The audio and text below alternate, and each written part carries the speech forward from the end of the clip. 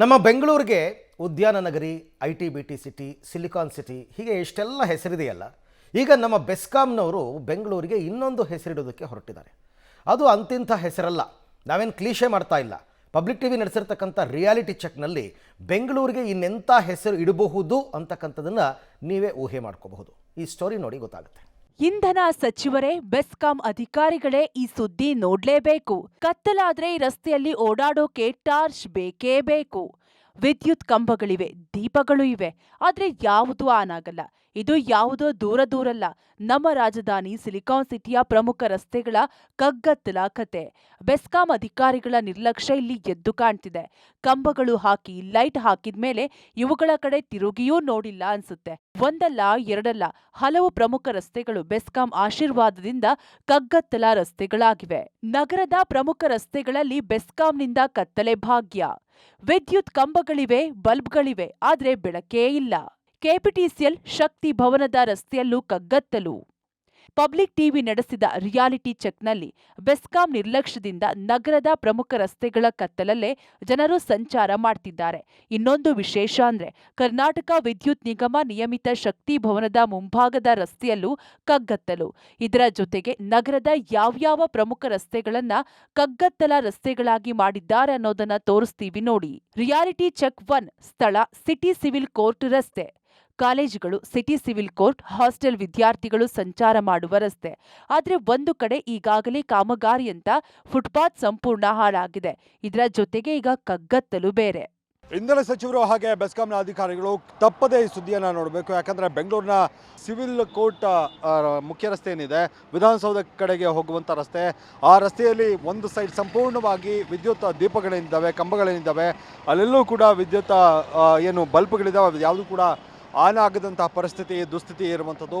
ಜನ ಅಂದರೆ ಇಲ್ಲಿ ಕಾಮಗಾರಿಯನ್ನು ಕೂಡ ಇಲ್ಲಿ ಏನು ಫುಟ್ಪಾತ್ ಇದೆ, ಫುಟ್ಪಾತ್ನಲ್ಲಿ ಕಾಮಗಾರಿಯನ್ನು ಕೂಡ ಮಾಡಲಾಗಿರುವಂಥದ್ದು.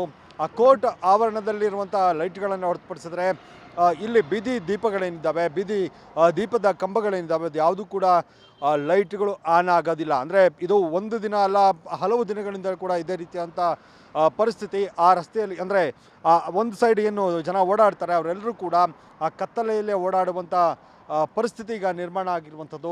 ಅದು ಕೂಡ ಈ ರೀತಿಯಾಗಿ ಪ್ರಮುಖ ರಸ್ತೆಯಲ್ಲೇ ಈ ರೀತಿ ವಿದ್ಯುತ್ ದೀಪಗಳು ಏನಿದ್ದಾವೆ ಅವು ಉರಿಯಲ್ಲ ಅನ್ನೋದಾದರೆ ಇನ್ಯಾವ ರೀತಿಯಾದಂಥ ಮಾನಿಟ್ರಿಂಗ್ ಮಾಡ್ತಿದ್ದಾರೆ ಅಂತ.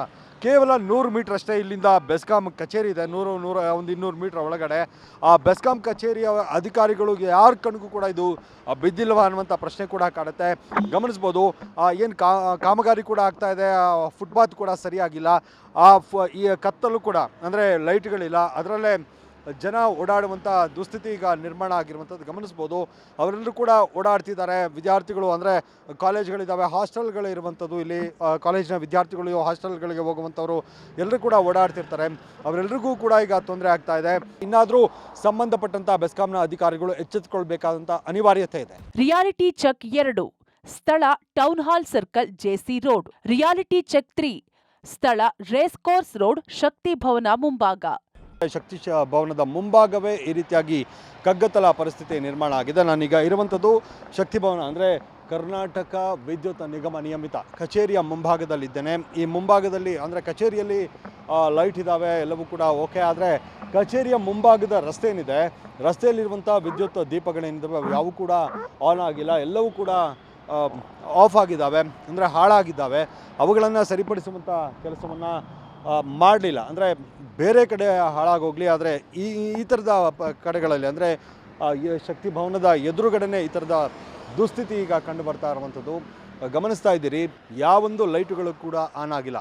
ಇದು ಪ್ರಮುಖವಾದಂಥ ರಸ್ತೆ. ಇದು ಏನು ರೇಸ್ ಕೋರ್ಸ್ ಕಡೆಯಿಂದ ಬಂದು ವಿಧಾನಸೌಧಕ್ಕೆ ಹೋಗೋದಕ್ಕೆ, ಹಾಗೆ ಚಾಲುಕ್ಯ ಸರ್ಕಲ್ ಕಡೆಗೆ ಹೋಗೋದಕ್ಕೆ ಇರುವಂಥ ರಸ್ತೆ, ಪ್ರಮುಖವಾದಂಥ ರಸ್ತೆ. ವಾಹನಗಳಲ್ಲಿ ಓಡಾಡುವಂಥದ್ದು ಓಕೆ, ಆದರೆ ಈ ಫುಟ್ಪಾತ್ನಲ್ಲಿ ಓಡಾಡುವಂಥವರ ಸ್ಥಿತಿ ಅಂತೂ ದಾರುಣವಾಗಿರುತ್ತೆ. ಯಾಕಂದರೆ ಈ ಕಗ್ಗತ್ತಲಲ್ಲೇ ಓಡಾಡುವಂಥ ಪರಿಸ್ಥಿತಿ ಈಗ ನಿರ್ಮಾಣ ಆಗಿರುವಂಥದ್ದು. ಯಾವುದೇ ರೀತಿಯಂಥ ಮಾನಿಟ್ರಿಂಗ್ ಮಾಡಿಲ್ಲ, ಬಲ್ಪ್ಗಳ ಹಾಳಾಗಿದ್ದಾವ ಅಥವಾ ಇವರೇ ಯಾವ ಕಾರಣಕ್ಕಾಗಿ ಈ ರೀತಿಯಾಗಿ ಆಫ್ ಆಗಿದ್ದಾವೆ ಗೊತ್ತಿಲ್ಲ. ಕೆಲವು ಕಡೆ ಒಂದೊಂದು ಬ್ಲಿಂಕ್ ಆಗುವ ರೀತಿಯ ಕಂಡು ಬರುತ್ತೆ. ಅಂದರೆ ಅದೆಲ್ಲ ಗಮನಿಸಿದಾಗ ಮೇಂಟೆನೆನ್ಸ್ ಮಾಡಿಲ್ಲ ಅನ್ನುವಂಥದ್ದು ಸ್ಪಷ್ಟವಾಗಿ ಗೊತ್ತಾಗುತ್ತೆ. ಈ ರೀತಿಯಾಗಿ ಪ್ರಮುಖ ರಸ್ತೆಗಳಲ್ಲೇ ಈ ರೀತಿಯಾಗಿ ಬೇಕಾಬಿಟ್ಟಿಯಾಗಿ ವಿದ್ಯುತ್ ದೀಪಗಳಿದ್ದಾವೆ, ವಿದ್ಯುತ್ ಕಂಬಗಳಿದ್ದಾವೆ, ಆದರೆ ಅದು ಆನ್ ಆಗಲ್ಲ ಅನ್ನೋದಾದರೆ, ಅದು ಹಾಳಾಗಿದೆ ಅನ್ನೋದಾದರೆ ಯಾವ ರೀತಿಯಾದಂಥ ನಿರ್ವಹಣೆ ಮಾಡ್ತಿದ್ದೀರಿ ಅನ್ನುವಂಥದ್ದು ನಿಜಕ್ಕೂ ಪ್ರಶ್ನೆ ಕಾಡುತ್ತೆ. ಇನ್ನಾದರೂ ಎಚ್ಚೆತ್ತುಕೊಳ್ಬೇಕಂತ ಅಗತ್ಯ ಇದೆ.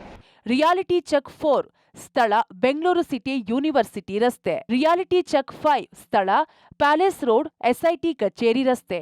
ನೋಡಿದ್ರಲ್ಲ ನಗರದ ಪ್ರಮುಖ ರಸ್ತೆಗಳು, ಅದು ವಿಧಾನಸೌಧ ಹಾಗೂ ಬೆಸ್ಕಾಂ ಕಚೇರಿ ಸುತ್ತಮುತ್ತಲಿನ ರಸ್ತೆಗಳ ಕಗ್ಗತ್ತಲ ದುಸ್ಥಿತಿಯನ್ನ. ಇನ್ನಾದ್ರೂ ಸಂಬಂಧಪಟ್ಟ ಅಧಿಕಾರಿಗಳು ಎಚ್ಚೆತ್ತುಕೊಳ್ಳಬೇಕಿದೆ. Madesh Anekal, public TV, Bengaluru.